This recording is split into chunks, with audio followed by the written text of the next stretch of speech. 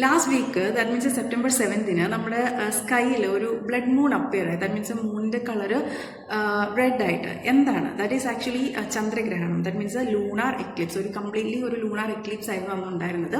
ഇത് വിസിബിൾ ആയിട്ടുണ്ടായിരുന്നത് പറഞ്ഞാൽ like India, Pakistan, Japan, Korea, then middle east countries, eastern Africa, ഇവിടെയൊക്കെയാണ് ഇത് വിസിബിൾ ആയിട്ടുണ്ടായിരുന്നത്. ആക്ച്വലി ഒരു 1 hour 23 minutes ആണ് ഇത് നിന്നത്.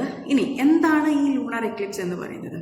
Lunar eclipse means usually earth rotates sun.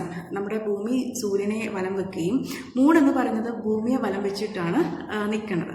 അപ്പോൾ ഈ മൂണിന് സ്വന്തമായിട്ട് പ്രകാശിക്കാനുള്ള ശേഷിയില്ല. ഈ സണ്ണിൽ നിന്നുള്ള ലൈറ്റിൻ്റെ റിഫ്ലക്ഷനാണ് മൂണിൽ പാസ്സായിട്ട് അത് എർത്തിലേക്ക് വരുന്നത്.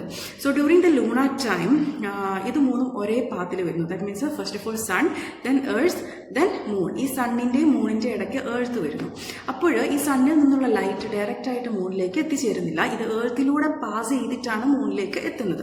അപ്പോൾ എർത്തിലൂടെ പാസ് ചെയ്യുമ്പോൾ ഇത് കുറേ അധികം പാസ് ചെയ്തിട്ടാണ് മൂണിലേക്ക് എത്തുന്നത് അല്ലേ. അപ്പോൾ ഇത് എർത്തിൽ വെച്ചിട്ട് ഇതിൻ്റെ ഹൈ ഫ്രീക്വൻസി ആയിട്ടുള്ള ബ്ലൂ കളേഴ്സ് സ്കാറ്റർ ചെയ്ത് പോവുകയും ബാക്കി വരുന്ന ഓറഞ്ച് ആൻഡ് റെഡ് കളേഴ്സാണ് ഈ മൂണിലേക്ക് എത്തിച്ചേരുന്നത്.